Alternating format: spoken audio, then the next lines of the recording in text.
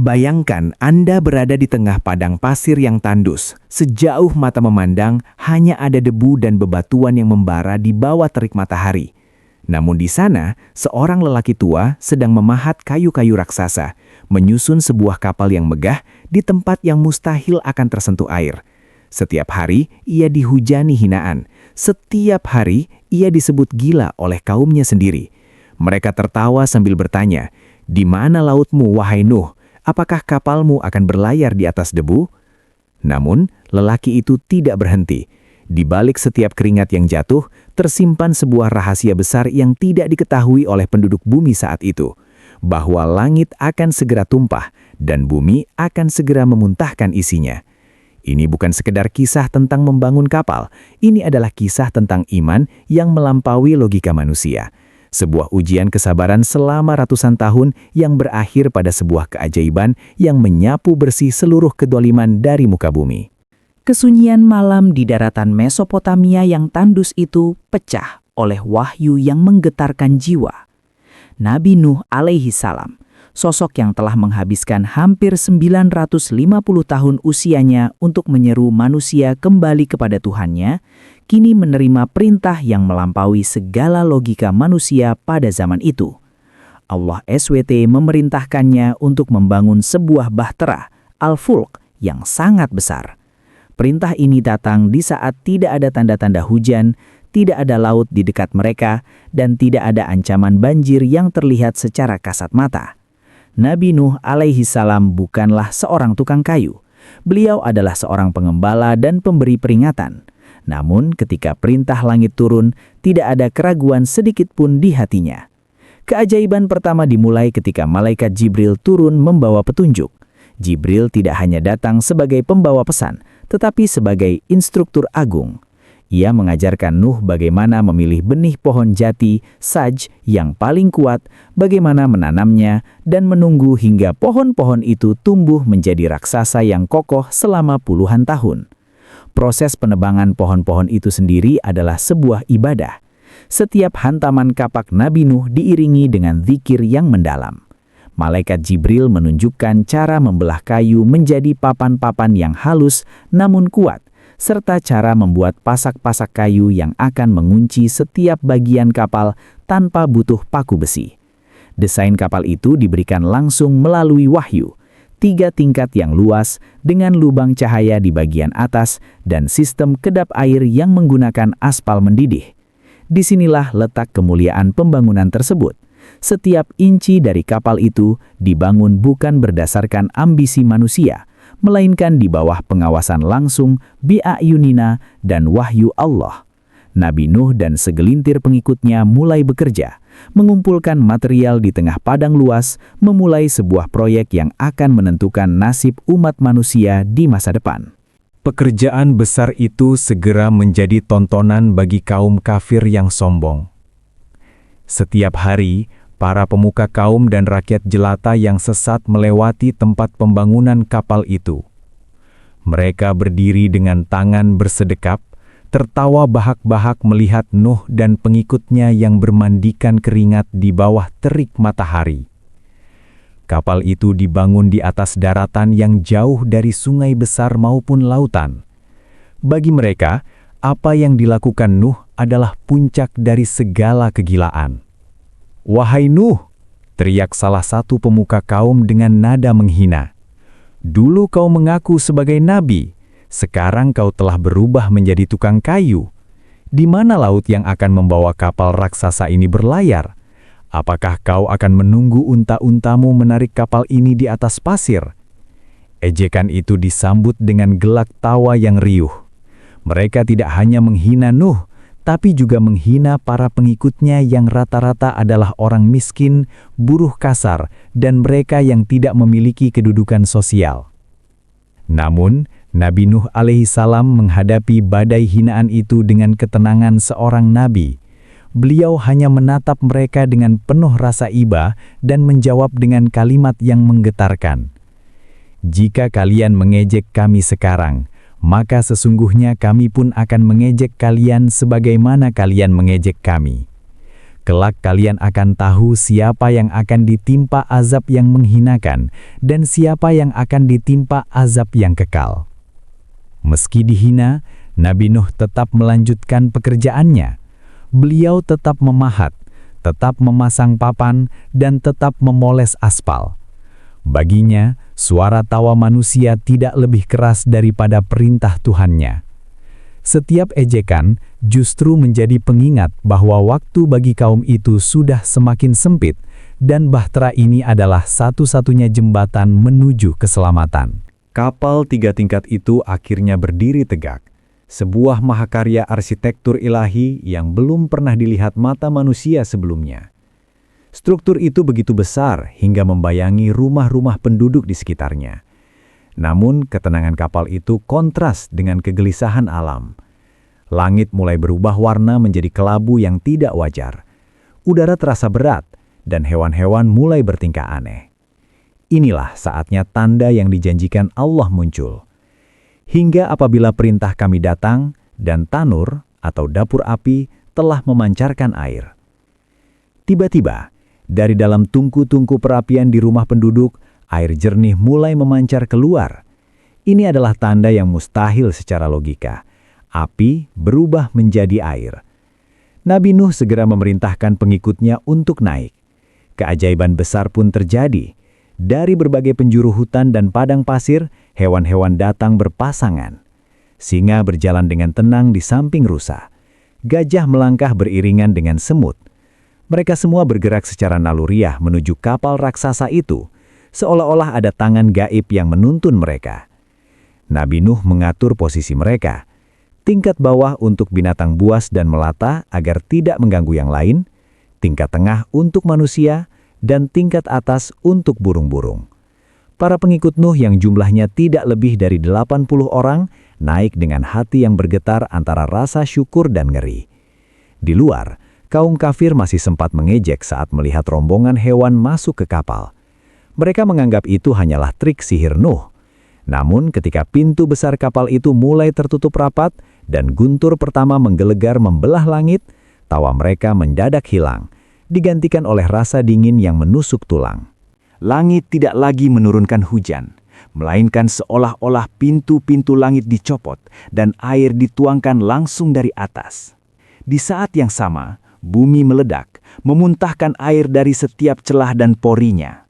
Dalam waktu singkat, dataran kering itu berubah menjadi rawa, lalu menjadi danau, dan akhirnya menjadi lautan yang mengamuk. Kapal raksasa itu mulai bergetar, lalu perlahan terangkat dari landasannya. Inilah saat pertama kali bahtera itu menyentuh air, mengapung di atas gelombang yang mulai meninggi. Nabi Nuh AS melihat dari balik jendela kapal pemandangan yang menyayat hati. Kaumnya yang sombong kini berlarian seperti semut yang sarangnya tersiram air. Mereka memanjat atap rumah, lalu memanjat pohon, dan akhirnya memanjat gunung-gunung tinggi. Di antara mereka, Nuh melihat putranya sendiri, Kan'an, yang sedang berjuang melawan arus menuju puncak gunung. Dengan cinta seorang ayah yang tak terbatas, Nuh berteriak sekuat tenaga, "Wahai anakku, naiklah bersama kami, janganlah engkau bersama orang-orang kafir."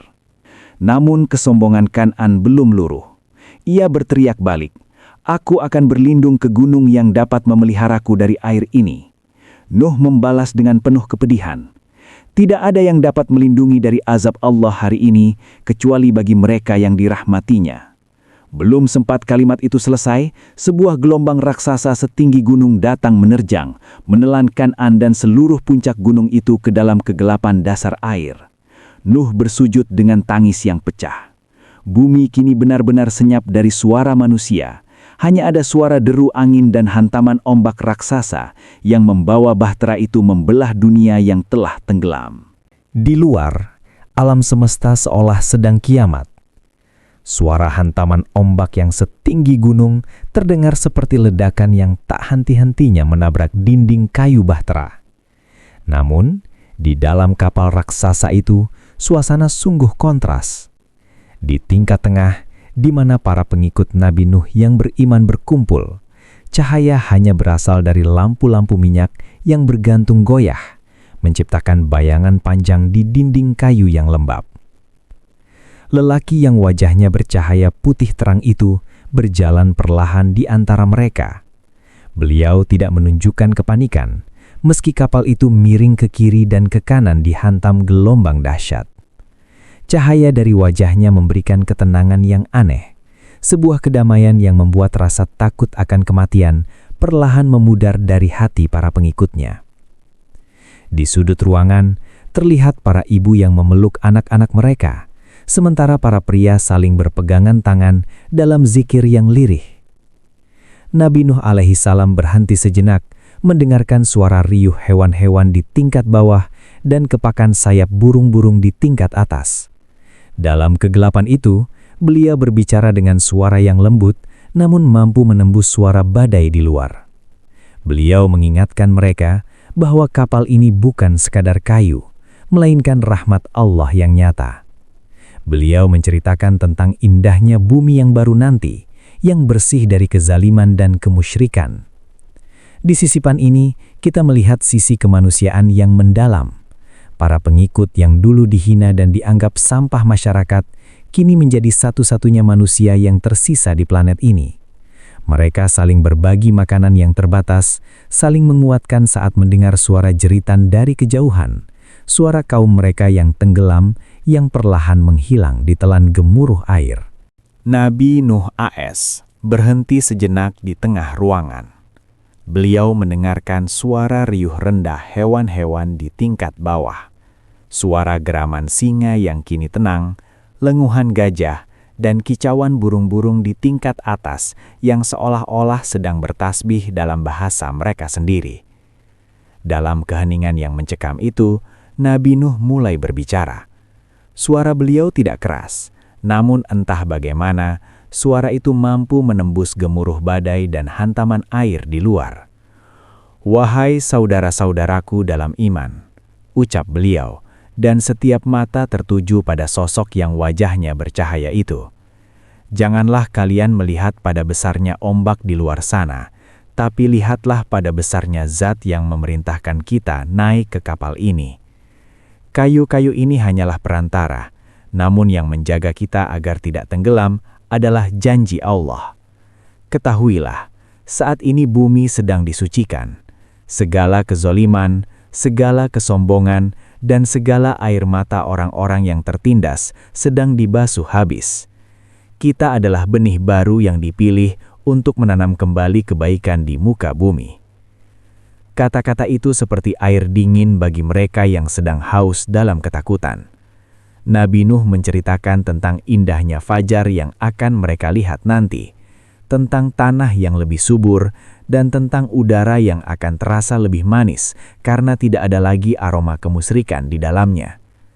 Beliau tidak menjanjikan kemudahan, namun beliau menjanjikan keselamatan bagi mereka yang bersabar. Disinilah kita melihat momen kemanusiaan yang paling murni. Para pengikut yang dulu dicaci maki di jalanan, kini menjadi satu-satunya pewaris planet ini. Mereka saling berbagi sepotong roti dan seteguk air dengan penuh kasih sayang. Ketika terdengar jeritan sayu dari luar, jeritan manusia yang mungkin masih mencoba memanjat puncak-puncak tertinggi sebelum akhirnya disapu ombak, Nabi Nuh menundukkan kepala. Cahaya di wajah beliau tampak meredup sejenak dalam duka, menunjukkan empati yang mendalam bagi jiwa-jiwa yang tersesat. Beliau menghabiskan sisa malam itu dengan bersujud di sudut kapal yang gelap, memohon agar iman pengikutnya tidak goyah di tengah isolasi total ini. Mereka berada ribuan kaki di atas daratan yang telah sirna, hanya dipisahkan oleh beberapa lapis papan jati dari kematian yang membeku.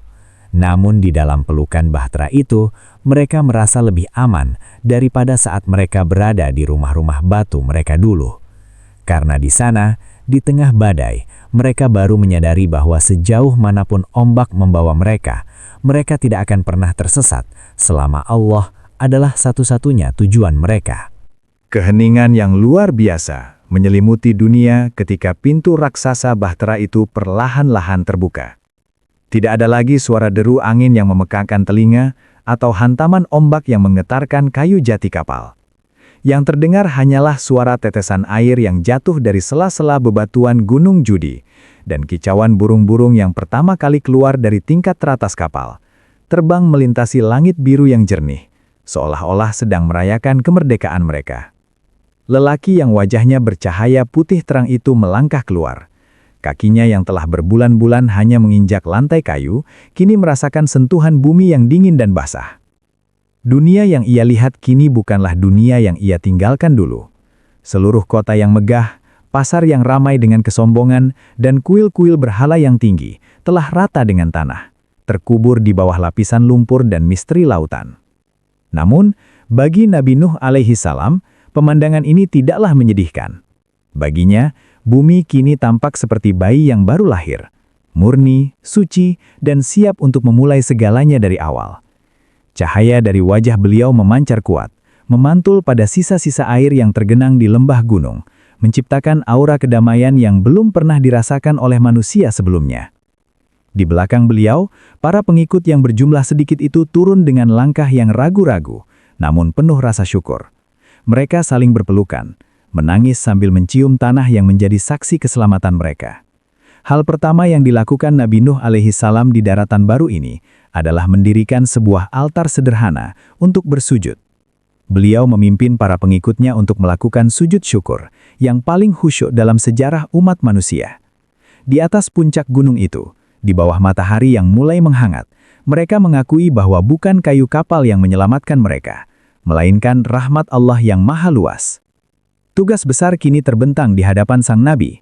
Sebagai Adam kedua, beliau memikul beban untuk memastikan bahwa kesalahan kaum sebelumnya tidak akan terulang. Beliau mulai membagi tugas kepada ketiga putranya yang beriman, Sam, Ham, dan Yafet. Beliau mengajarkan mereka bagaimana membaca tanda-tanda alam, bagaimana mengolah tanah yang kini sangat subur karena endapan banjir, dan bagaimana membangun pemukiman yang berlandaskan pada persaudaraan dan tauhid, bukan pada persaingan dan kekuasaan.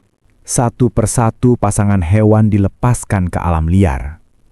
Nabi Nuh AS berdiri di lereng gunung, memperhatikan sepasang singa yang berlari ke arah hutan, sepasang rusa yang melompat ke arah padang rumput, dan kawanan burung yang menghilang di balik awan. Beliau menyadari bahwa keseimbangan alam telah pulih. Namun, di balik rasa syukur itu, ada kesedihan yang mendalam di hati sang ayah. Beliau teringat akan putranya yang menolak naik ke kapal, yang memilih gunung daripada jalan Tuhan. Dalam kesunyian fajar di Gunung Judi, beliau menyadari sebuah pelajaran abadi, bahwa hidayah tidak bisa diwariskan, bahkan oleh seorang nabi sekalipun. Keselamatan adalah pilihan masing-masing jiwa. Nabi Nuh AS menghabiskan sisa hidupnya dengan mengajar. Beliau menanam pohon-pohon baru, membangun sistem irigasi pertama, dan yang paling penting, beliau menanamkan benih iman di hati setiap anak cucu pengikutnya. Beliau mewariskan sebuah syariat yang menekankan pada keadilan dan kasih sayang. Beliau mengingatkan manusia bahwa badai bisa datang kapan saja bagi mereka yang sombong.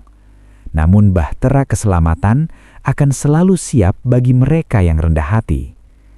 Warisan beliau bukan hanya sebuah kapal yang perlahan akan hancur dimakan zaman, melainkan sebuah jalan hidup, bahwa sejauh manapun manusia melangkah, mereka harus selalu memiliki nahkoda ilahi dalam hati mereka agar tidak karam dalam samudra dunia.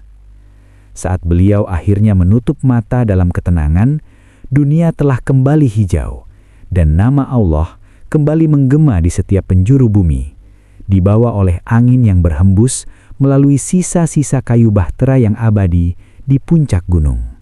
Sahabat beriman yang dirahmati Allah, kisah Nabi Nuh AS bukanlah sekadar dongeng tentang banjir besar dan kapal raksasa. Ini adalah cermin bagi kehidupan kita hari ini. Dunia tempat kita tinggal mungkin tidak sedang diguyur hujan deras, namun ia seringkali dibanjiri oleh arus fitnah, kesombongan, dan kelalaian yang bisa menenggelamkan hati kita. Pelajaran terbesar dari Nuh adalah tentang keteguhan di tengah ejekan. Beliau membangun kapal di daratan kering, sebuah perbuatan yang dianggap gila oleh logika manusia, namun sepenuhnya benar di mata wahyu. Seringkali, saat kita berusaha memegang teguh prinsip agama, dunia akan menertawakan kita, menyebut kita kuno, atau menganggap kita membangun kapal di padang pasir. Namun ingatlah, saat badai ujian itu datang, hanya mereka yang berada di dalam bahtera iman yang akan tetap mengapung. Jangan pernah takut menjadi sedikit di antara yang banyak, asalkan yang sedikit itu berada di jalan kebenaran. Nabi Nuh telah membuktikan bahwa satu orang yang bersama Allah lebih kuat daripada satu bangsa yang berpaling darinya. Semoga kita termasuk orang-orang yang senantiasa sibuk membangun bahtera kita masing-masing, dengan amal soleh, doa yang tulus, dan kesabaran yang tak bertepi, sebelum waktu kita habis dan pintu keselamatan tertutup selamanya. Terima kasih telah menyimak kisah agung ini hingga akhir. Jangan lupa untuk like, subscribe, dan bagikan video ini agar menjadi amal jariah yang terus mengalir. Tulis di kolom komentar, "Ya Allah, masukkanlah kami ke dalam bahtera rahmat-Mu." Sampai jumpa di kisah penuh hikmah selanjutnya. Wassalamualaikum warahmatullahi wabarakatuh.